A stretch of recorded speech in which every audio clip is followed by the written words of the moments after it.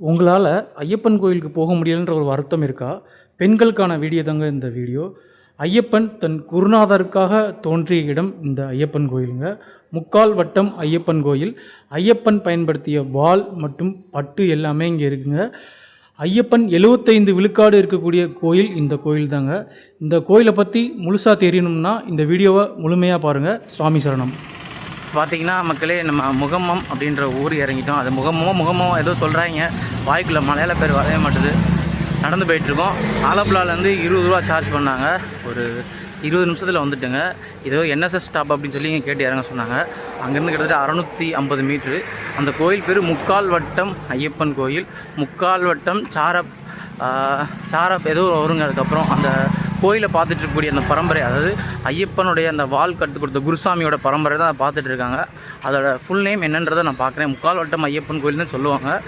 அங்கே போயிட்டு நான் என்னன்றதை அப்டேட் பண்ணுறேன். ரோட்லேயே எப்படி வந்தீங்க அப்படின்னா உங்களுக்கு அந்த ஒரு போஸ்டர் வச்சுருப்பாங்க. இந்த சீரப்பஞ்சிரா அந்த களரி சங்கம் அங்கே தான் அந்த கோயில் இருக்குது. முக்கால் வட்டம் ஸ்ரீ ஐயப்பன் கோயில் அது ஒன்று தான்.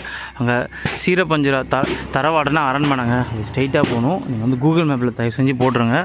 ஒரு பஸ்ஸை விட்டு இறங்கி ஒரு 650 மீட்டர் நடந்து வரணும். நம்ம அந்த கோயிலுக்கு தான் போகிறோம். தெரியல கோயில் திறந்துருக்கா இல்லை அப்படின்ட்டு. தென்னை மரமாக இருக்குது. தரவாடு அரண்மனை, நீங்கள் அந்த பக்கம் போகணும். சீரப்பஞ்சிரா அந்த களரி சங்கம் இங்கே தான் இருக்குது. ஐயப்பன் களரி கற்றுக்கிட்ட இடம். அப்புறம் பார்த்திங்க அப்படின்னா அந்த கோயில் இங்கே தான் இருக்குங்க. போங்க.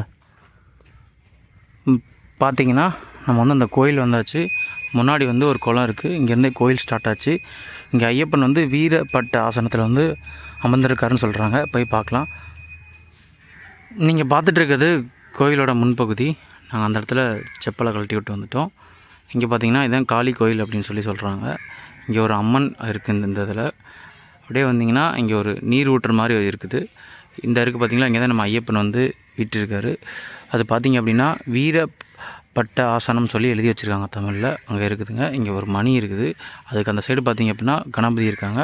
முன்னாடி ஒரு சிலை இருக்குது. அது என்ன சிலைன்னு எனக்கு தெரியல. ஏன்னா யாருமே இல்லை கோயிலில், நாங்கள் மட்டும்தான் இருந்தோம். அருமையாக சாமி கும்பிட்டோம். மலையாளத்தில் எழுதியிருக்கு, அது என்னென்னு தெரியல. சாமியெல்லாம் காமிக்க மாட்டாங்க. கண்டிப்பாக நீங்கள் இந்த இடத்துக்கு வாங்க. இந்த இடத்தோட சிறப்பு என்னன்றதை நான் சொல்கிறேன். அப்படியே இயற்கை சூழ்ந்த இடத்துல இருக்குங்க.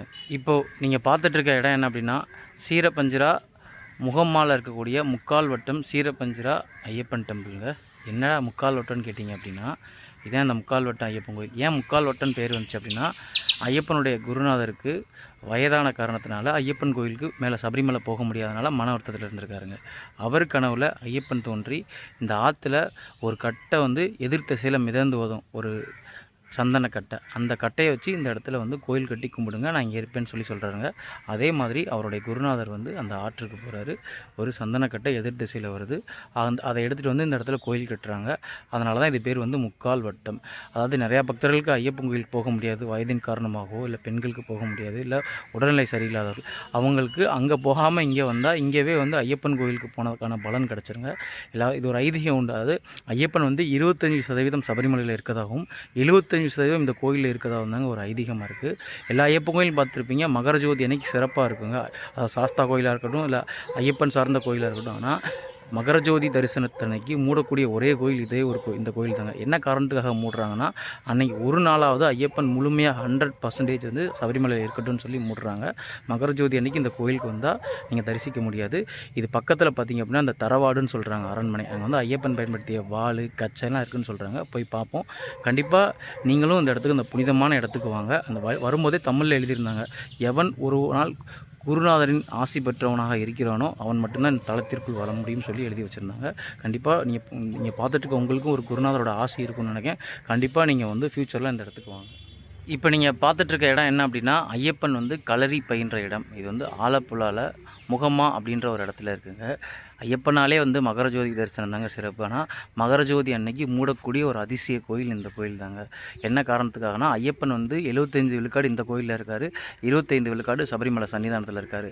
அன்னைக்கு மகர ஜோதி அன்னைக்கு 100க்கு 100 விழுக்காடு வந்து சபரிமலையில் இருக்கணுன்றதுக்காக இந்த கோயிலை மூடுறாங்க. இந்த கோயில் ஐயப்பன் வந்து தனது குருநாதருக்காக தோன்றிய கோயில் தாங்க இந்த கோயில். அதனால் சபரிமலை போக முடியல வருத்தப்படக்கூடிய சில பெண்கள், சில வயதானவர்கள் இந்த கோயிலுக்கு வாங்க, உங்களுக்கு ஐயப்பனோட அருள் கிட்டும். சுவாமி சரணம். பார்த்தீங்கன்னா நம்ம வந்து தரிசனம் முடிச்சாச்சு. முடித்த பிறகு பார்த்திங்கன்னா அந்த அரண்மனைக்கு போகிறாங்க. அங்கே உள்ள மேல் சாந்தி கூப்பிட்டு எங்கேருந்து வந்திருக்கீன்னு கேட்டாங்க. இந்த மாதிரி சொன்னேன். அரண்மனைக்கு அவங்கள கூட்டிகிட்டு போகிறேன்னு சொல்லி ஒரு சாமி அனுப்பிச்சி விட்ருக்காங்க. போகிறோம். இந்த கோயில் வந்து எல்லா நாளும் திறக்க மாட்டாங்க. மகர ஜோதி அன்றைக்கி கண்டிப்பாக மூடிடுவாங்க. மற்றத்தில் பார்த்தீங்கன்னா வாரத்தில் புதன் சனிக்கிழமை மட்டும்தாங்க ஓப்பனில் இருக்குன்னு சொல்லி சொன்னாங்க. அரண்மனை வந்து அப்படியே சந்துக்குள்ள மாதிரி போகுது. போயிட்டு நான் காமிக்கிறேங்க. இது தாங்க அந்த தரவாடு. நம்ம இவ்வளோ தான் கூட்டிகிட்டு வந்திருக்காங்க. அந்த களரி, அந்த கற்றுட்ட வாள், அந்த கச்சையெல்லாம் பார்க்கலாங்க. அந்த வம்சாவளி சொல்கிறாங்க, அந்த குருநாதர் வம்சாவளி வந்து சீரபஞ்சரா அப்படின்னு சொல்கிறாங்க. அதனால் முக்கால் வட்டத்துக்கு கோயில் பேர் முக்கால் வட்டம் தான். அந்த குருநாதர் வம்சாவளியில் பெருக்கூடியவங்க சீரபஞ்சரா அப்படின்னு சொல்லி சொல்கிறாங்க. அதனால தான் முக்கால் வட்டம் சீரபஞ்சரா ஐயப்பன் டெம்பிள். இதுதான் அந்த அவங்க கூட்டிகிட்டு வந்த இடம். உள்ள பசுமாடெல்லாம் கட்டியிருக்காங்க. அங்கே மரங்கள்லாம் இருக்குது. திறக்கிறாங்க, போகிறோம்.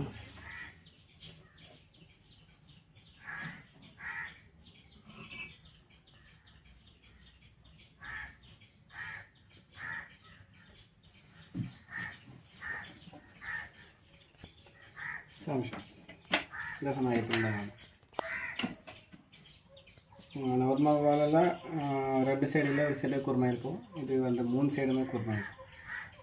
இது புழி அங்கத்துக்காக பயன்படுத்துவாங்க. இது வந்து வீராளிப்பட்டு 12 மீட்டர் தான் இதோட நீளம். அது வந்து 108 மூலிகையில் தயார் பண்ணுறாங்க.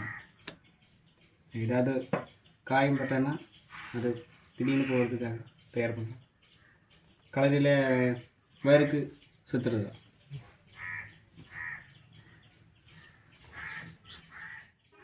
இந்த கோவில் பார்த்திங்க அப்படின்னா இப்போ பார்த்துட்டு இருக்குது அரண்மனை. இந்த முக்கால் வட்டம் ஐயப்பன் கோயில் மகரஜோதி தரிசனத்தன்னைக்கு மூடிடுவாங்க. வருடத்தில் எல்லா நாட்களும் திறந்துருக்காது. கார்த்திகை எல்லா நாளும் திறந்துருக்கும். மற்றபடி பார்த்திங்கன்னா புதன் மற்றும் சனிக்கிழமை மட்டும்தாங்க திறந்துருக்கும். இது ஆலப்புழா பக்கத்தில் இருக்குதுங்க. வேறு ஏதாவது டவுட்னால் கண்டிப்பாக வந்து கமெண்ட் பண்ணுங்கள்.